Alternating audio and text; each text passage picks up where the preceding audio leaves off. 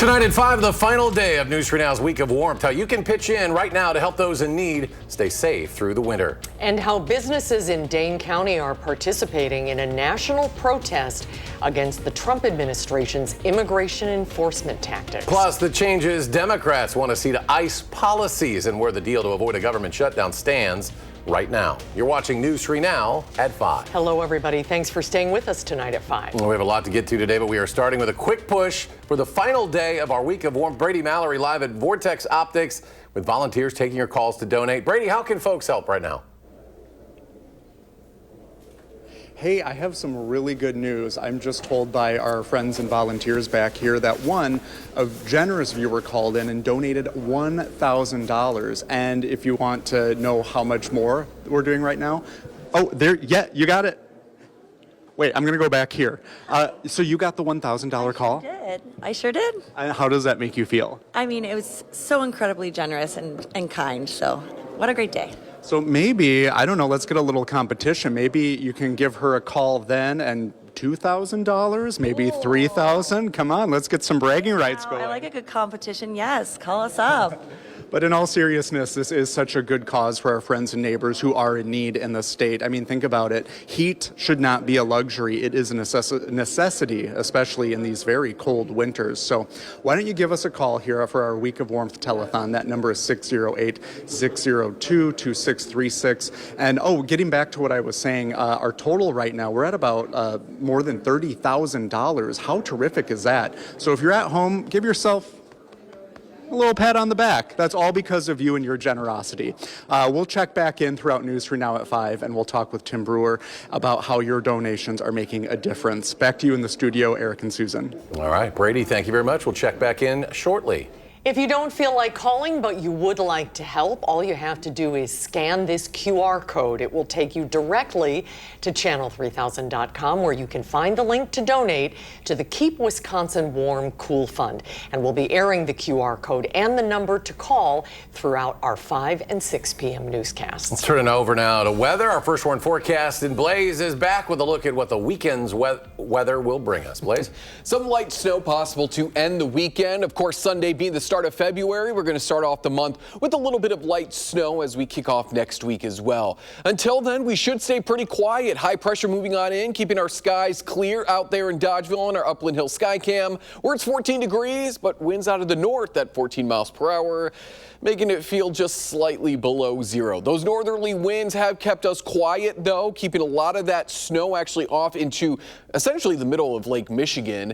We've been sitting underneath more of that sunshine over the last few hours. Temperatures cooled off a little bit, but most of us hanging right around 14 degrees. But with those northerly winds and that snow still on the ground, now some of us are starting to get closer to zero. Madison, Monroe, we're up from being below zero, but Janesville, Lone Rock, still at this hour of Viroqua and Camp Douglas, we are just a few degrees below zero. We can expect those chiller wind chills as we go overnight into the start of Saturday, but we're not expecting any dangerous cold as we head overnight into Saturday. Back into the 20s we go, not only Saturday, but Sunday. There's that snow that I was talking about by the evening, with less than an inch expected for most. Temperatures continue to warm up next week. Details in the full forecast. All right, Blaze, thank you. Across the country today, businesses are shutting down in protest of the crackdown on immigration and customs enforcement. In Madison, dozens of small businesses chose to join that response. Our Nash Dara has more on the impact that today's shutdown has had here. Nash? Eric and Susan, the decision to shut down your business for one day may not sound like a big deal, but for small local businesses, losing out on one day's work can be significant for overall returns. I think it's important that so many businesses are taking part in this protest, and I think it highlights how important local businesses are to our economy and to what's happening larger in the world. Throughout Madison, businesses chose to either shut down completely, open and or close early, or donate portions of proceeds to different organizations and response teams protesting ICE, something Matt Trammell, executive director of Madison Central Improvement District, thinks could be a long-term investment. Well, I think down here in the heart of downtown, actually, it's going to have probably a pretty dramatic, actually positive impact. When you see thousands and thousands of people coming out in the dead of winter to support the community, support the society, and some of the things that we're going through together, I think it's actually a very impactful and a positive message. I was able to talk to a few local businesses who stayed open today, but both are donating partial proceeds to the Minnesota and Immigrant Rapid Response Networks. I would have loved to be able to fully shut down in solidarity with that and take part in that, but as a small business, it's really difficult. We think it's super important just for community. We have been a community-based store since we opened, and we have succeeded because of our community. The amount of businesses involved today has shown how many people care about cause and have chosen unity over profit. You know, certainly this is a very important cause nationwide, and it's a very important cause that affects the businesses directly, right? This creates uncertainty for those businesses, and for their owners and for their employees, this is a lot. And so to see so many businesses supporting that cause is important. Off camera, the Madison Chamber of Commerce also responded to the local business shutdown. Vice President Kevin Little said, "We support the right of business owners to express their views and acknowledge that increasing uncertainty is impacting businesses throughout our region." Eric and Susan store owners throughout Dane County were thrilled to see the amount of businesses that were involved today and made their voice heard. All right, Nash, thank you. And not just businesses taking part, we're taking a live look right now at the state capitol, where people are gathering for an anti-ICE demonstration. Across the country, people are out protesting. That does include students as well, many calling for an end to federal immigration enforcement operations in Minneapolis. Within 1 month, agents in the Trump administration have killed 2 U.S. citizens, Renee Nicole Good and Alex Preddy. Preddy killed just last week. We've learned he was a Green Bay native and Preble High School graduate. He was also an ICU nurse, prompting a group of Madison area nurses to gather outside the Capitol earlier in the day. News 3 Now spoke with one demonstrator about why they felt the need to hold their own gathering. For him, it just really hit close to home for us. I mean, it's the state next door, but it's also someone that we can relate to, that he gave, you know, all of himself to the people that he took care of, and he died doing the same thing. The latest information we have about Preddy's killing is that the agents who shot him are on leave, and the DOJ has opened a civil rights investigation into his death. Meanwhile, senators are trying to pass a spending deal that lawmakers reached yesterday to avoid a partial shutdown. Now, the deal would include a 2-week funding extension for the Department of Homeland Security. The goal is to allow more time for negotiations on how to reform immigration enforcement. Democrats say they want to see federal agents end patrols, instead focusing on detaining violent criminals through warrants. Democrats are also looking for agents to be unmasked, identifiable, and armed with body cameras. This is ridiculous that they are roving around neighborhoods in such a menacing way, masked and armed. And they should be subject to a code of conduct and accountability like every local police officer is. Now, funding will likely lapse at midnight anyway tonight, since the agreement needs approval from the House. And House representatives aren't expected back in Washington until early next week on Monday. We're also hearing from Wisconsin's Republican U.S. Senator about his take on the immigration crackdown. Yesterday, Senator Ron Johnson took to X, writing, quote, "Alex Preddy and Renee Good would be alive today if leaders like Governor Tim Walz and Mayor Jacob Frey hadn't encouraged them to go into harm's way. Now the left is using the tragedies they caused to threaten a shutdown, and block DHS funding. How depraved is that?" End quote. Right now, lawmakers are coming together to stop scams involving cryptocurrency. Scammers often use cryptocurrency kiosks to scam people, taking thousands of dollars within seconds. Our Tanisha Shaw talked to a local lawmaker about this. And Tanisha, this really targets seniors a lot, right? Hi, Eric and Susan. Yes, it does. Scammers often pose as the government and tell them that they need to put their money into a cryptocurrency kiosk. Now, both sides of the aisle are working harder to make sure these scammers cannot scam. AARP has been educating seniors about the scams at cryptocurrency kiosk machines.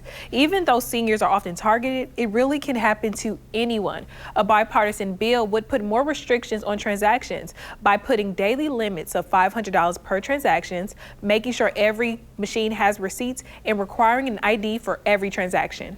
I just think especially since COVID, this has really accelerated, and with the technology, it's only going to be getting even more tough on some of these cases. What we have before us are common sense protections to make sure that folks who have spent decades accumulating a life savings aren't swindled out of them. And there will be a hearing for the bill next week at the Capitol. Now, in addition to the lawmakers and the person from ARP that you just heard for, law enforcement and banks are also expected to support this bill. Tanasia, thank you. Wisconsin is projected to have a $2.5 billion surplus at the end of the current budget. That's up from the originally projected $1 billion. It's from increased revenue projections, especially from income and corporate income taxes.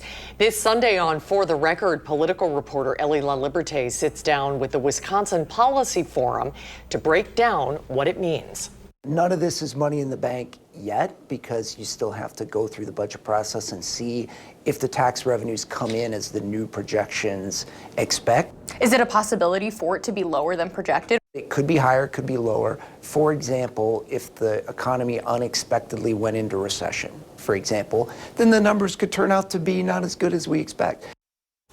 You can watch how property taxes fit into the budget surplus this Sunday morning at 10:30 on For the Record. Still ahead tonight at 5, we're in the last few hours of our Week of Warmth telethon. And once again, Brady Mallory will join us with the volunteers taking your donation calls. The number right there on your screen. That's when News 3 Now at 5 returns. Plus, Blaze is back with your full First Warn forecast, whether we could see some snow this weekend and what temperatures to expect next week. And that's a wrap for January on Wall Street. Gains overall for the entire month, but down today. The Dow Jones falling some 179 points. The NASDAQ tumbles 223. S&P 500 falls 30 points. We'll be right back. Watching News 3 Now at 5. Moving forward. We're back and in our last push now for our Week of Warmth. All week we've been asking for your donations to keep people in need warm for the remainder of these winter months. You still do have some time to help out. Brady Mallory live with our volunteers taking those donation calls. Brady? Yeah, remember earlier in the show when we were telling you that a generous donor donated $1,000 and then I said, well, let's get a $2,000, $3,000. Have we gotten that yet? We haven't, so you have to call me. Give her a call at 608-602-2636. But listen, let's talk about this. You don't need to donate $1,000 or $10,000 or anything. You don't need to be a millionaire to make someone in need feel like $1 million. Even $1 makes a big difference for our friends and neighbors in need. That's all it takes. And you have been showing up and answering that call. And gosh, do we appreciate you. Tim Brewer with the Keep Wisconsin Warm Cool Fund is back. And you've had the privilege to see people whose lives change when they get this assistance. Can you think of any impact stories of people who have said, wow, thank you, I can heat my house now? Sure, so many. As I alluded to earlier, there are so many really worthwhile causes that are out there. And for folks to choose our survival safety net to support, it really makes the difference whether or not somebody lives or dies. We had literally numerous cases this last week with the sub-zero cold where the Keep Wisconsin Warm Fund and our Heat and Housing for Heroes initiative literally made the difference whether or not that household not only stayed safely in their home, but really their life themselves were being faced with that kind of danger. The Keep Wisconsin Warm Fund and this particular event this week literally has made the difference for a relatively large number of households had absolutely no place to turn. They had no heat. They had one space heater in almost every one of these situations, or they were operating their gas stove as a means of trying to heat. And we're talking about people, your neighbors and friends and family, that no fault of their own, not only not choosing between eating or heating anymore, they're in a position where their survival, and many of them, because of their pride and not wanting to be a burden on anybody else, aren't calling. They're not connecting. It's only by chance that we've had a couple of veterans who saw literally frozen pipes shooting water out the back, and only for bringing the sheriff's department over there to find them upstairs with 5 or 6 blankets, a dog, and a space heater, and everything was frozen up in that house. Because we had the generosity of our supporters throughout, our Wisconsinites, who are making that extra effort to provide the survival safety net for for people like this, we were literally able, in less than an hour, get that household out of there, the two seniors and their dog, of course, because they weren't going without the dog. And what happened was we were able to work with local plumbers to get their pipes fixed, and they gave us a significant discount there. They were able to fix their furnaces, and we were able to get LP fuel, all because of the generosity of people today. I don't think in this day and age it gets better than that in terms of compassion, sensitivity. Warm your heart by warming a household in crisis. And we're going to talk with you later on. Remember, we're raising money and erasing the stigma. So give us a call, 608-602-2636, channel3000.com if you want to donate online. Back to you in the studio. All right, Brady, thank you. We'll check back in a little bit. And now let's turn to weather. For a look at your First Warn forecast, Blaze Keller is here as we head into the weekend and the month of February. That's right. Hard to believe, but February starts on Sunday, and that's also our next chance for more light snow. I want to say widespread, as more of us will have the chance to see some snow as opposed to this evening, but it is not going to be heavy by any means. It is going to be a weak clipper that is going to end up maybe bringing us about a half an inch at best. We're ending January underneath plenty of sunshine. Light winds out of the north may bring a bit of a wind chill throughout the day, but we'll sit underneath plenty of sunshine. On the back of that high pressure system is our next clipper. That arrives on Sunday. Southerly winds take on over, and that's going to bring us that snow chance, as well as keep our temperatures in the mid-20s as we go into the start of the new month. So this high pressure system is going to keep us quiet as we go throughout Saturday, typical of winter high pressure systems. If it's sunny,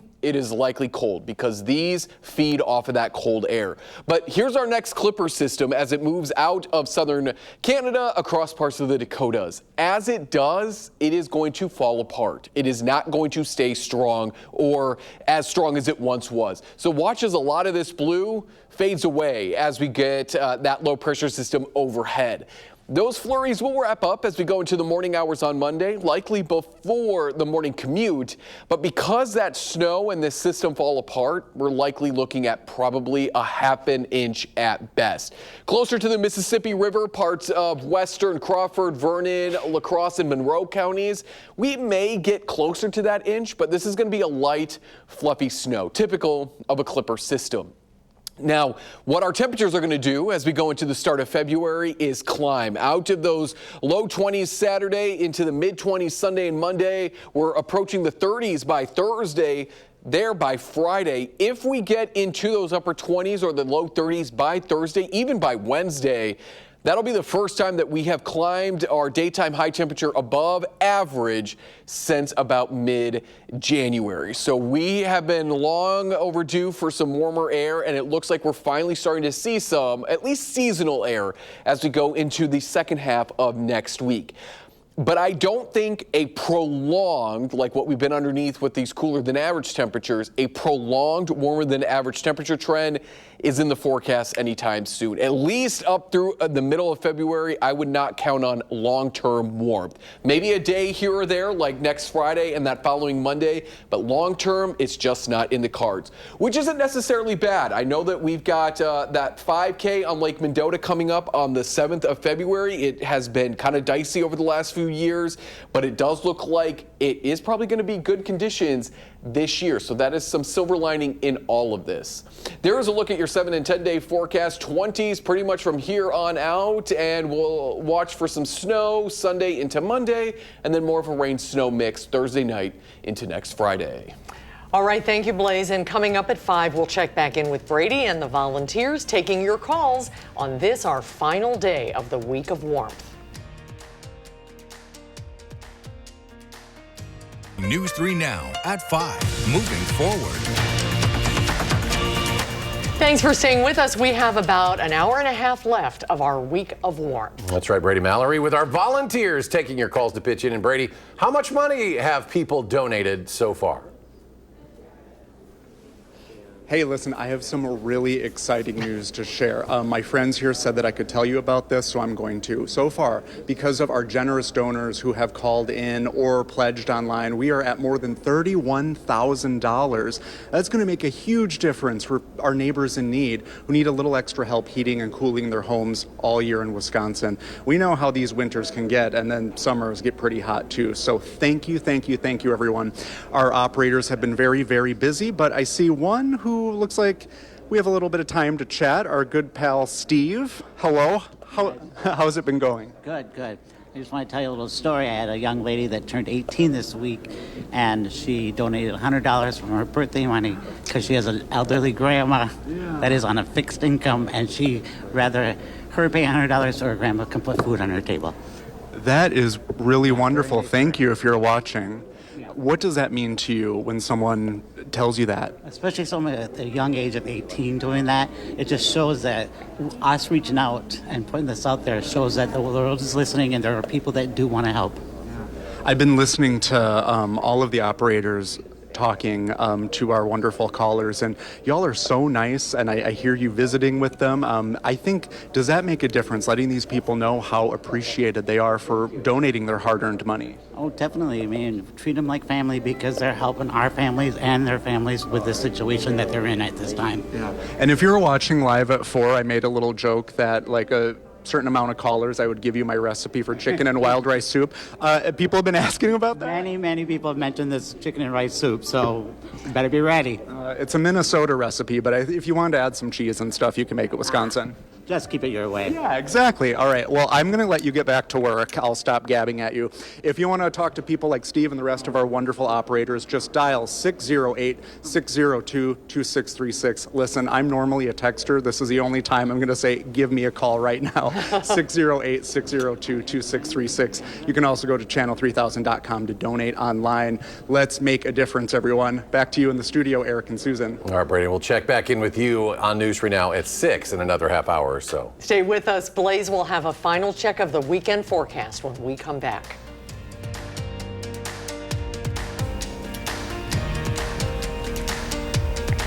Coming up tonight at 6, we continue our push for your help, keeping Wisconsinites in need warm this winter. The final hour of our week of warmth begins at the top of the hour on News 3 Now at 6. Once again, the number to call to donate, 608-602-2636. And thank you, everybody, for all of your help. Temps in the 20s and maybe a little snow, both good things. Yep, warming up, but continue to donate, and we'll have more at 6. All right, thank you, Blaze. Thanks for watching at 5, everybody.